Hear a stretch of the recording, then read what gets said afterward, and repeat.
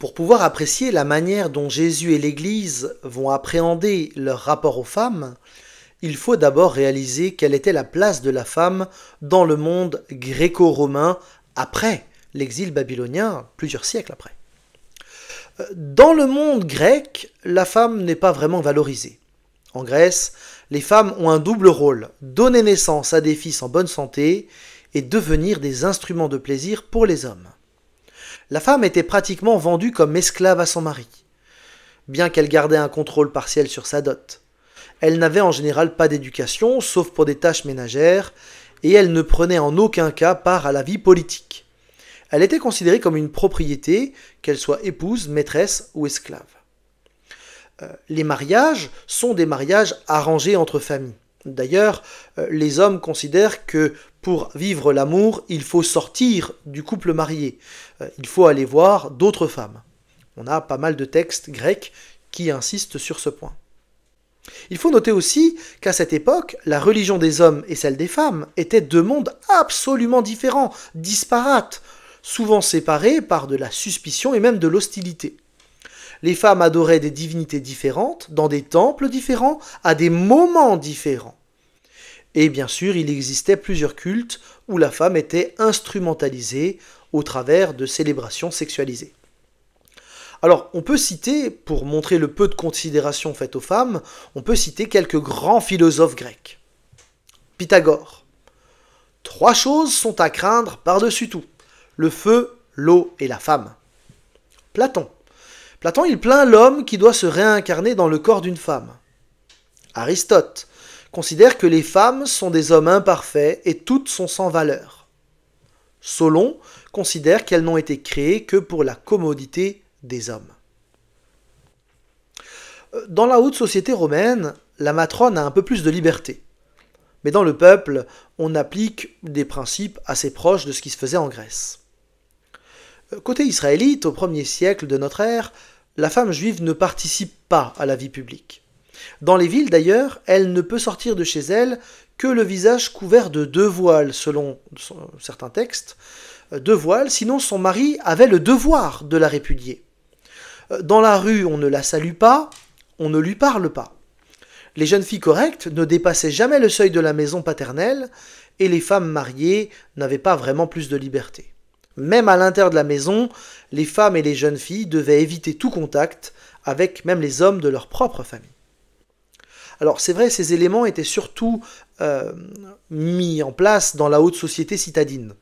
À la campagne où se déroulent la plupart des récits des évangiles, en Galilée, en fait on tenait beaucoup moins compte de ces règles de bonnes mœurs bourgeoises. Ceci étant, la place de la femme était très limitée. Elle n'avait pas, au contraire du temps de l'Ancienne Alliance, de vie religieuse. D'un point de vue pratique, si elles allaient à la synagogue, elles entraient par une porte séparée et restaient confinées à un emplacement séparé de la partie accessible aux hommes, par une barrière et un treillis. Au temple, elles ne pouvaient pénétrer que dans le parvis des païens et des femmes. Depuis la reconstruction du temple, après l'exil, il y a un parvis spécifique, et donc les femmes ne peuvent y entrer dans leur parvis, elles ne peuvent pas entrer dans le parvis des hommes. Et elles ne peuvent y entrer que les jours où elles sont considérées comme rituellement pures. On peut noter donc que ce parvis spécifique aux femmes n'était pas prévu dans le tabernacle ni dans le temple de Salomon. En fait, ce n'est que 3 siècles avant Jésus-Christ que ces restrictions sont apparues.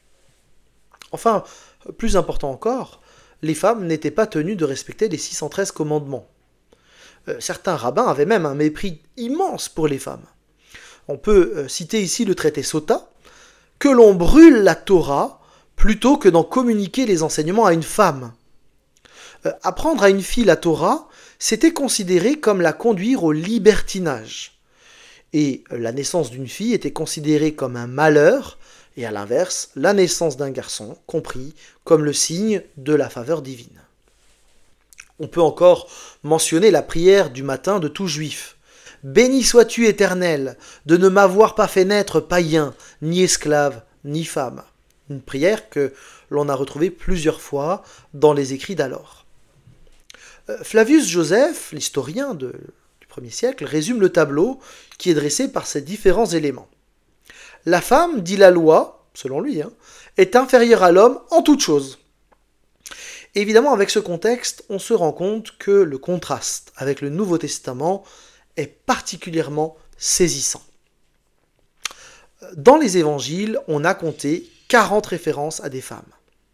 Alors c'est vrai, Jésus n'a pas donné d'enseignement explicite au sujet des femmes qui réfuterait la culture de l'époque.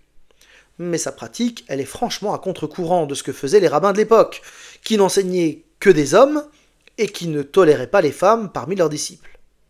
L'attitude de Jésus, son comportement envers elles, et le rôle qu'elle joue dans son enseignement, dans sa vie, sont significatifs et tranchent nettement sur ce que faisaient ses contemporains.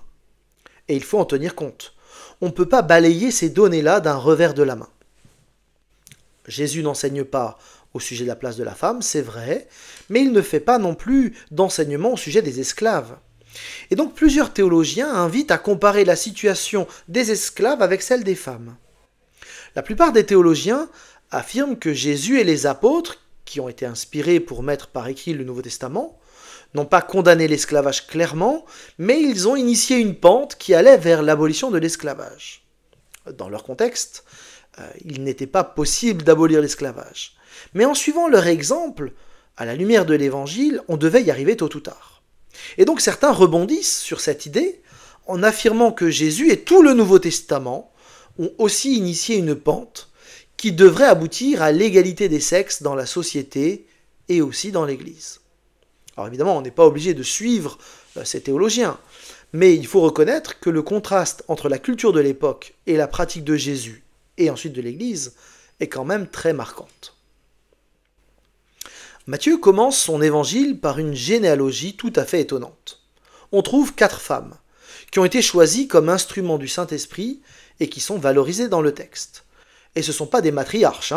Tamar, Rahab, Ruth et Bathsheba, ce sont des femmes, en tout cas pour Rahab, de petite vertu. On a une femme adultère, on a une femme étrangère, enfin, on a là quand même quelque chose d'assez étonnant dans des généalogies où normalement on n'a que des hommes et des hommes avec un certain prestige.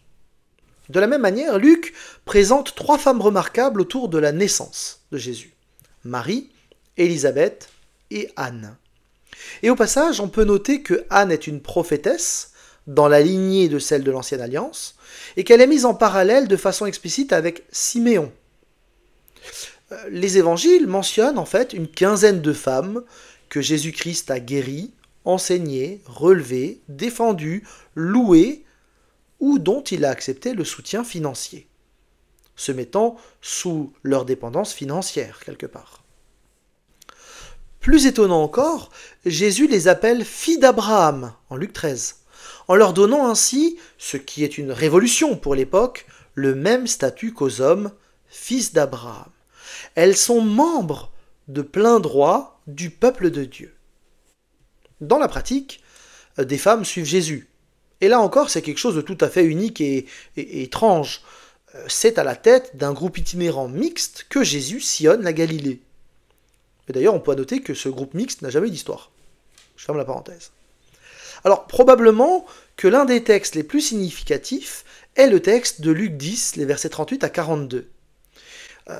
Ce texte, même s'il n'apporte pas un enseignement au sens fort du terme, eh bien, avec l'exemple de Marthe et Marie, il y a quelque chose de la place de la femme qui est discuté par Jésus. Parce que Marthe, c'est la femme idéale juive. Elle s'occupe des autres, elle s'affaire aux choses domestiques, et Marie, qui faisait la même chose, s'est arrêtée de servir, et elle écoute ce que dit Jésus comme tous les disciples. En tant que rabbin, Jésus aurait dû profondément désapprouver Marie et lui faire des reproches. Elle aurait dû rester à sa place, ne pas être avec les hommes. Or Jésus lui donne le droit de rester, et même il la valorise. On retrouve un positionnement assez semblable de Jésus avec la femme samaritaine de Jean 4, à qui il n'aurait pas dû parler, et encore moins parler de choses spirituelles. Déjà parce qu'elle est étrangère, mais surtout parce qu'elle est femme. Or, contrairement aux rabbins de son temps, Jésus reconnaît à cette femme droit et accès à la connaissance théologique. Et cette femme devient missionnaire de ses compatriotes, annonçant que Jésus est le Messie. Et alors qu'en général Jésus demande de ne rien dire, il la laisse annoncer qui il est. Et donc certains vont très fort, hein, ils disent que c'est la première missionnaire qu'on trouve dans l'évangile de Jean. Les théologiens en tout cas nous invitent à mettre en contraste la foi de cette Samaritaine, sa compréhension des paroles de Jésus, avec Nicodème, que Jésus a rencontré au chapitre précédent. De manière plus massive, nombreux sont ceux qui relèvent que Jésus a choisi des femmes pour donner le témoignage de la résurrection. C'est Jésus-Christ qui a choisi ces porte-paroles. Et il est notable que ce sont des femmes qui furent les premières à partager la résurrection de Christ sur un ordre express de Jésus lui-même. Dieu, dans sa souveraineté, aurait pu choisir de confier ce message à des hommes uniquement, et il ne le fait pas. C'est un fait que peu de gens commentent, mais qu'il faut inclure dans notre réflexion. Dans l'ordre de Matthieu 28, verset 19-20, Jésus dit à tous les chrétiens, hommes et femmes, « Allez, faites des gens de toutes les nations des disciples, baptisez-les pour le nom du Père, du Fils et de l'Esprit Saint, et enseignez-leur à garder tout ce que je vous ai commandé. » L'appel missionnaire, il est pour tous, ce qui implique dès lors aussi l'appel à baptiser et à enseigner. Alors, on ne règle pas la question de la forme de l'enseignement, mais il faut en tout cas mentionner quand même ce texte. Nous trouvons chez Jésus, donc, une valorisation de la femme de manière nette, à égalité avec l'homme en tant que disciple, avec une haute idée du rôle qu'elles peuvent jouer pour la propagation de l'Évangile. Et nulle part, Jésus ne limite l'action des femmes. Alors il y a un consensus de tous les théologiens sur le fait que Jésus a pris à contre-pied les idées de son temps, en admettant des femmes comme disciples au même titre que les hommes, et en leur confiant un rôle actif sur le plan religieux. On trouve de nombreuses femmes dans le cercle des disciples, et effectivement, on l'a mentionné, l'appel missionnaire est pour les hommes comme pour les femmes. Nulle part Jésus ne limite leur action, mais il semble plutôt ouvrir un champ qui ne leur était pas accessible à son époque. Il y a ceci dit un débat sur les évangiles. C'est la question de l'absence de femmes parmi les 12. Alors certains pensent que les hommes ont un rôle au-dessus de celui des femmes, et que du coup ça explique pourquoi Jésus n'a choisi que 12 hommes. D'autres disent à l'inverse que ce 12 est représentatif d'Israël, et que culturellement, Jésus ne pouvait pas prendre des femmes pour ce rôle de représentant d'Israël. Le débat reste ouvert.